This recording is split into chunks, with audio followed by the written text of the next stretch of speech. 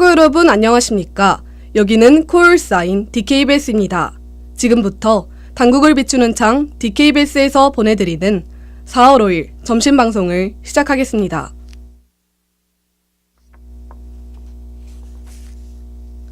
잠시 안내 말씀드리겠습니다. 오늘 오후 5시 스포츠과학대학 주경기장에서 한양대학교와의 2018 대학농구 유리그 남자부 경기가 진행됩니다. 또 경기 시작 전부터 학생회관과 기숙사 앞, 경기장 입구에서는 이벤트가 실시됩니다. 교내를 돌아다니는 단디와 사진을 찍으시면 마카롱을 배부하며 경기 관람 시 기숙사 상점 2점이 부여되니 많은 학우 여러분의 관심과 참여 부탁드립니다.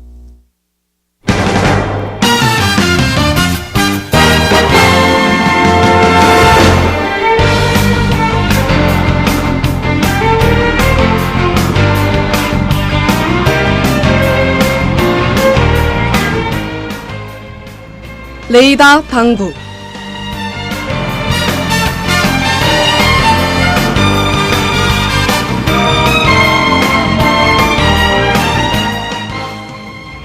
학우 여러분 안녕하십니까? 교내외 소식을 전해드리는 4월 5일 목요일 레이다 당국의 진행을 맡은 이규원입니다. 2018년 6차 산업 청년창업 사업모델 공모전을 안내합니다. 2018 연구실 안전 대국민 공모전을 안내합니다. 단소리 CS센터 운영시간 변경을 안내합니다. 2018년도 수림 장학 사업을 안내합니다.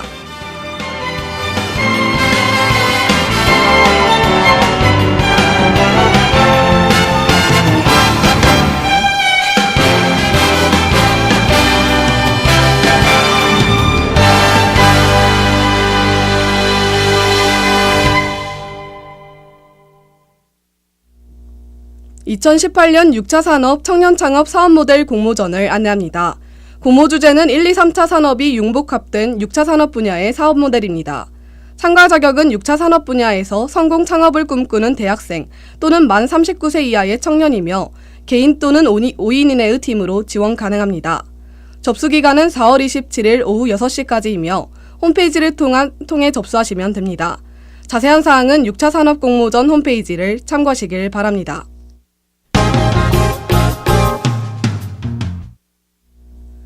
(2018) 연구실 안전 대국민 공모전을 안내합니다. 공모 주제는 연구실 안전관리에 대한 인식 제고 및 중요성이며 대한민국 국민이라면 누구나 지원 가능합니다. 공모 분야는 포스터와 웹툰, 그리고 영상으로 나눠지며 영상의 경우 2분 이내의 분량으로 제출하셔야 합니다.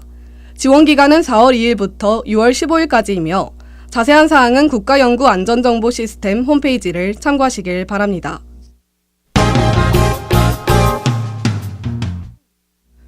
단소리 CS센터 운영시간 변경을 안내합니다. 변경 시간은 오전 9시부터 오후 5시까지이며 시행 시기는 4월 2일부터입니다. 운영시간 이후 당일 증명서 발급을 원하시는 경우 인터넷 증명서 발급을 이용하시면 되며 홈페이지를 통해 발급이 가능합니다. 자세한 사항은 포털의 공지사항을 참고하시길 바랍니다.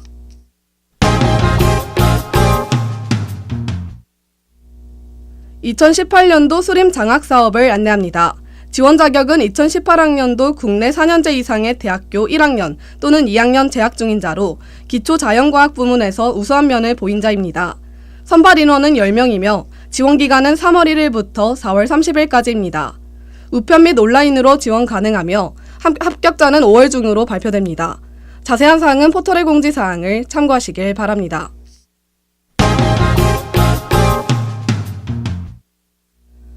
(2018학년도 1학기 1차 강의평가를 안내합니다.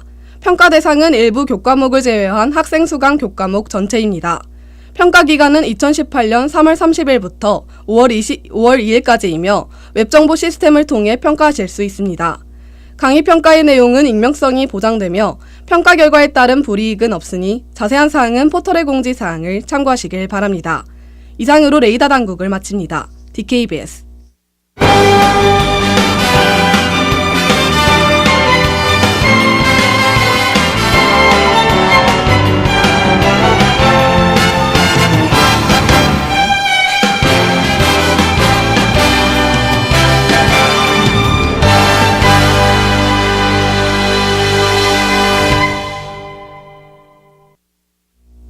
지금부터 노래 한 곡과 로고송 듣고 교내외 소식을 기자의 시선으로 전해드리는 코너 DKBS 기자석으로 돌아올게요.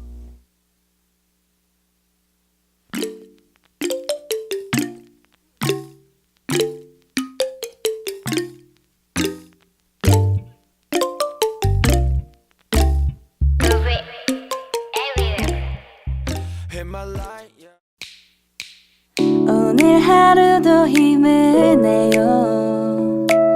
오늘 하루도 수고했어요. 하루의 시작과 끝을 함께하는 우리의 목소리를 들어봐요. DKBS 신속한 정보를 전할게요. DKBS 누구보다 정확하게 DKBS 공장은 걱정하지 마요. 모두와 함께해 우린 DKBS.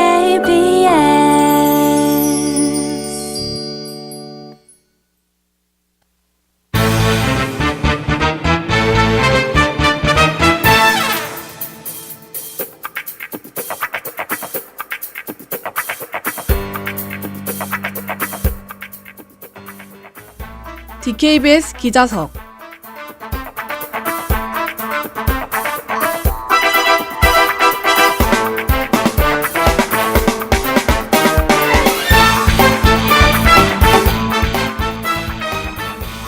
하구 여러분 안녕하세요. DKBS 기자석의 진행을 맡은 이교원입니다. 매주 목요일 하구 여러분께 교내외의 궁금해하실 만한 소식을 파헤쳐 알려드리는 DKBS 기자석이 찾아왔습니다. 오늘은 또 어떤 주제를 가지고 왔을까요? 모두 집중해주세요.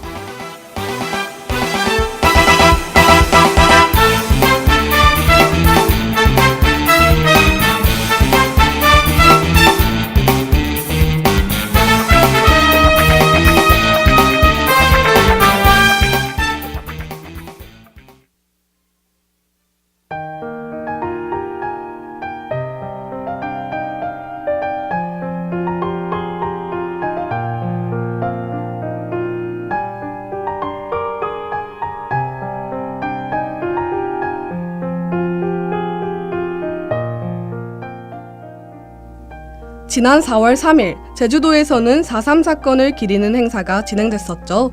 올해 열린 이 행사에는 문재인 대통령도 참석해 큰 화제가 됐었는데요. 그런데 여러분, 혹시 제주 4.3 사건에 대해 알고 계신가요? 아마 대부분 이 사건에 대해 얼핏 들어보긴 했어도 자세히는 모르고 계실 것 같습니다. 그래서 오늘은 제주 4.3 사건에 대해 자세히 알아보려고 해요.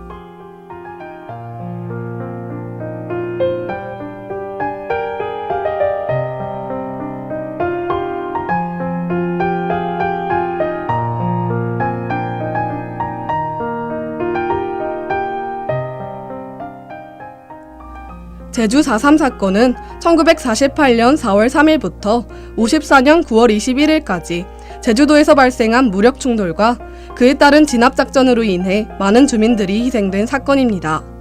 현재 이 사건은 우리 현대사에서 6.25 전쟁을 잇는 가장 끔찍하고 비극적이었던 사건으로 남아있기도 하죠.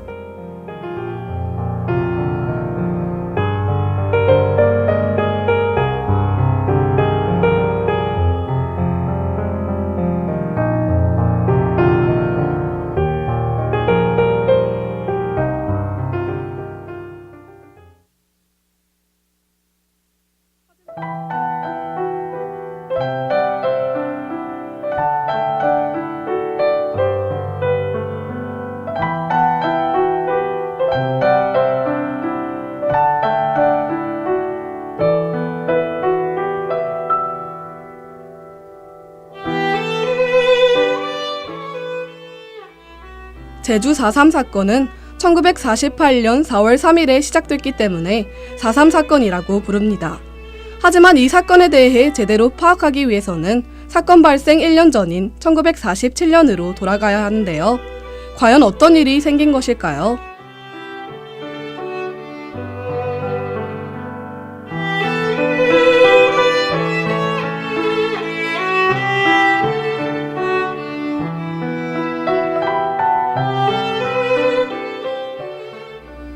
(1947년 3월 1일) 제주도에서는 3.1절 28주년을 기념하는 대회가 열렸습니다. 이날 대회에 참가한 사람들은 약 3만여 명으로 제주도의 인구 5분의 1 이상 정도였다고 해요. 하지만 당시 사람들이 모인 이유는 3.1절을 기념하기 위해서가 아닌 또 다른 이유로 모인 것이라고 합니다.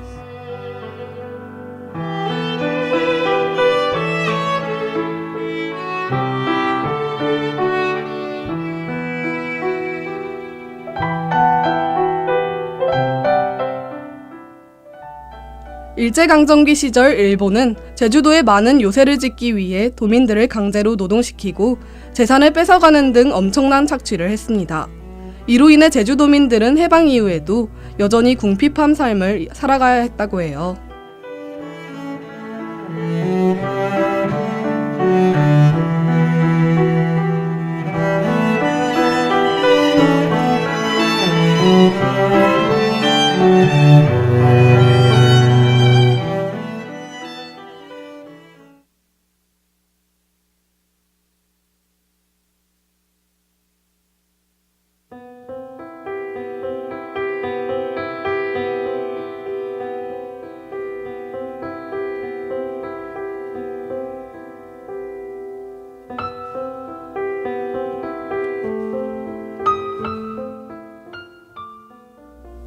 우리나라는 해방 이후 바로 정부를 세우지 못해 3년간 미군의 지배를 받았었죠.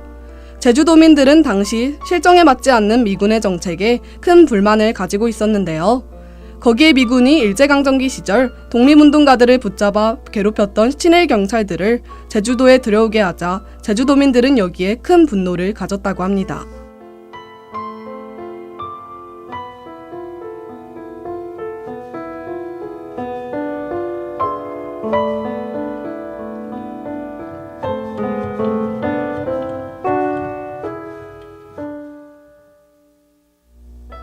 결국 제주도민들은 1947년 3월 1일 이에 대한 항의 표시로 대규모 집회를 열었습니다. 그런데 이때 경찰서에 있던 경찰들은 시민 군중이 경찰서를 습격하는 것으로 착각하고 사람들을 향해 무차별적으로 총을 쐈다고 해요. 이 사건은 초등학생을 포함한 6명의 사망자와 8명의 부상자를 발생하게 했습니다.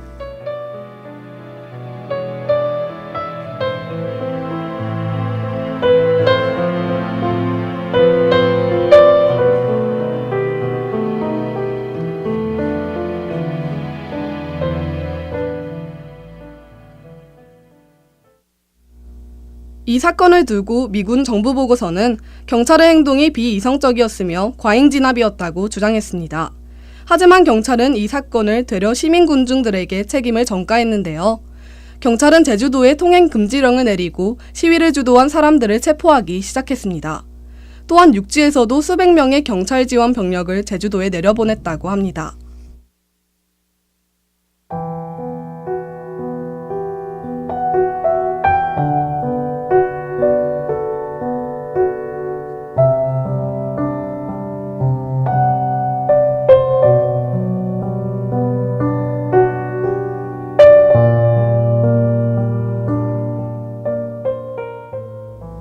경찰의 뻔뻔한 태도에 화가 난 도민들은 3월 10일부터 중앙정부의 사과를 요구하는 민권합동 총파업을 벌였습니다. 민권합동 총파업은 일반 시민이 아닌 공무원도 함께 참여하는 엄청난 규모의 파업을 말하는데요. 당시에는 공무원, 노동자, 학생들뿐만 아니라 제주도 출신의 일부 경찰마저도 이 파업에 참여했다고 합니다.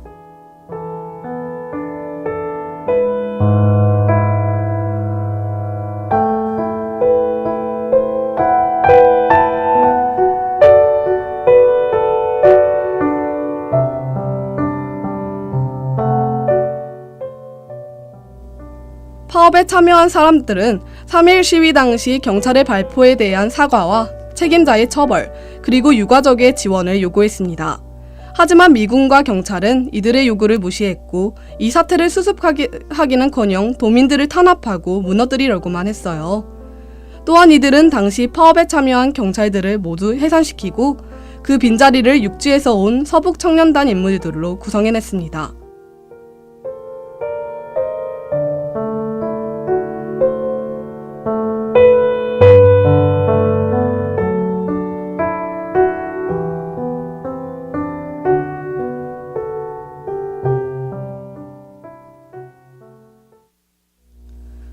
서북청년단은 해방정부 때 활동했던 구구의 청년단체입니다. 이들은 떼를 지어 몰려다니면서 빨갱이, 즉 좌익을 잡는다는 명분으로 사람들을 마구 해치고 다녔죠. 제주도에 내려온 이들은 계속해서 도민들을 괴롭혔고 당시 새로 부임한 도지사마저도 도민들의 의견을 듣지 않자 도민들의 민심은 점점 최악으로 떨어지고 말았습니다.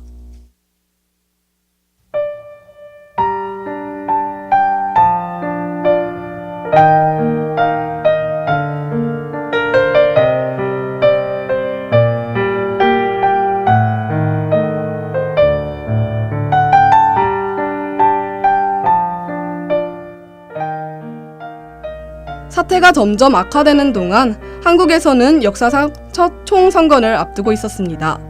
당시 정부가 만들어지지 않았던 우리나라에서는 앞으로 어떻게 정부를 꾸려나갈 것인지에 대한 갈등이 잦았어요. 이때 이승만을 중심으로 한 세력은 선거가 가능한 남한 지방이라도 먼저 선거를 하자고 주장했습니다.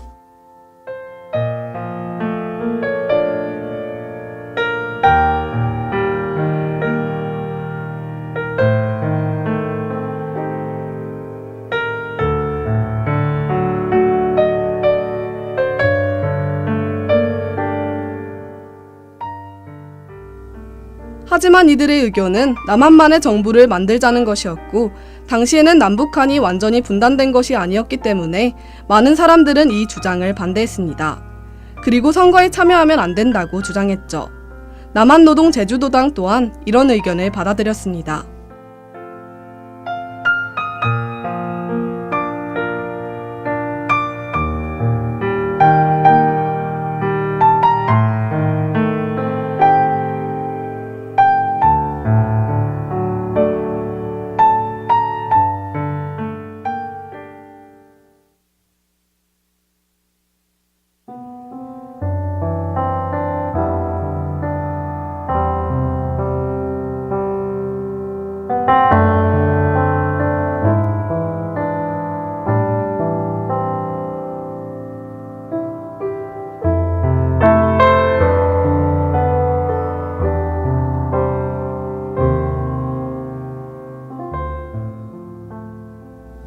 남한노동 제주도당은 온갖 방법을 동원해 제주도의 선거를 방해했습니다. 이들은 주민들을 산으로 보내서 투표를 하지 못하게 하거나 투표소에 불을 질러 선거를 방해했어요. 또한 제주도 내의 많은 주민들도 민족 분단을 반대하면서 투표에 참여하지 않았는데 결국 제주도는 전국에서 유일하게 선거를 치르지 않는 지역이 되었습니다.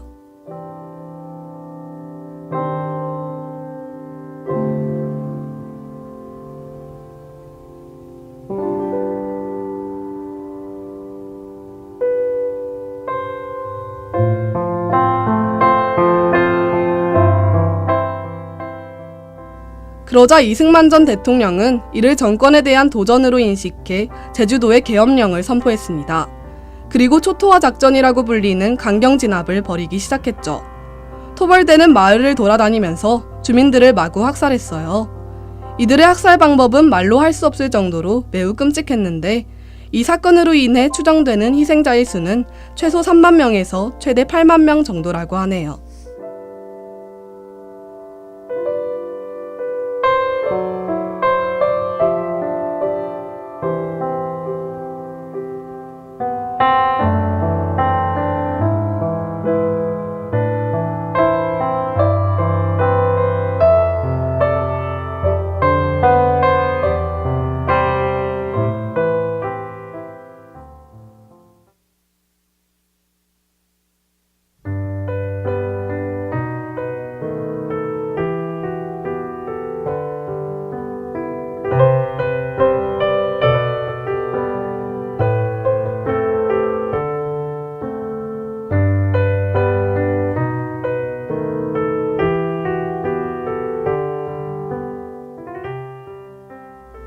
제주 4.3 사건은 6.25 전쟁을 거쳐서 1954년에 이르러서야 겨우 수그러들었습니다. 하지만 이후에도 제주도민들은 힘겨운 시간을 보내야만 했는데요. 희생자들은 빨갱이라는 누명을 썼고 유족들은 이 다른 이들에게 손가락질을 받을까봐 이 사실을 제대로 알리지 못했습니다.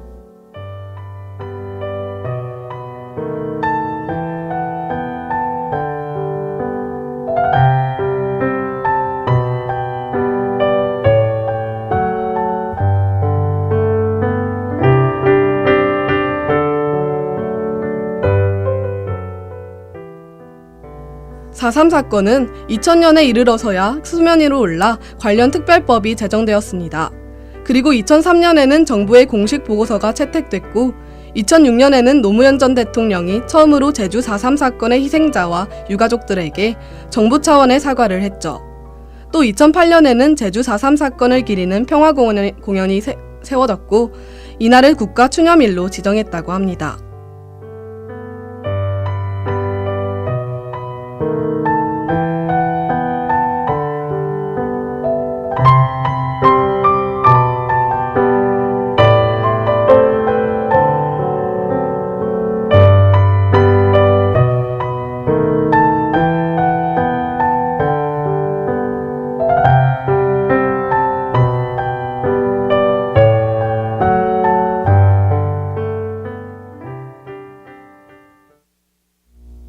하지만 4.3 사건을 진정으로 위로하기는 아직 어려워 보입니다.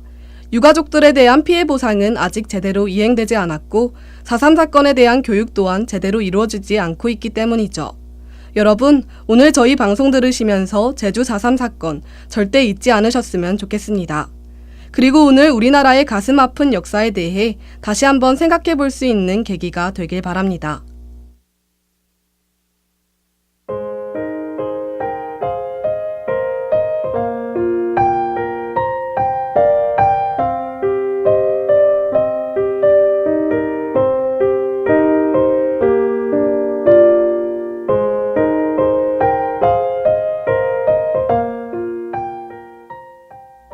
제가 준비한 이야기는 여기까지입니다. 오늘은 제주 4.3 사건에 대해 알아봤는데요. 여러분, 아쉽게도 저희는 중간고사를 앞두고 2주간 휴식을 갖는데요. 다음 시간에는 더욱더 알찬 이야기로 돌아오도록 하겠습니다. 그럼 2주 뒤에 만나요. 안녕.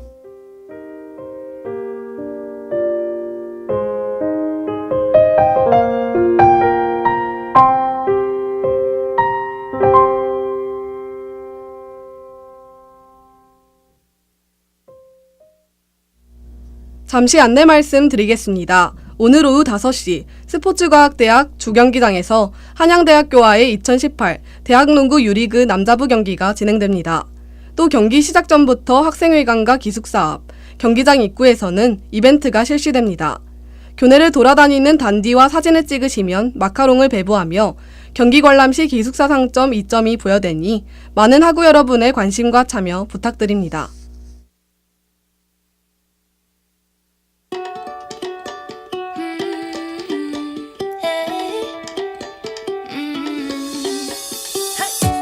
Don't think about it, just move your body. Listen to the music, sing oh yeah oh. 참회의 소리, 공정의 소리. 여기는 단국대학교 교육방송국입니다. 지금까지 연출 이시연, 기술 박민재, 진행 이규원, 제작의 DKBS였습니다.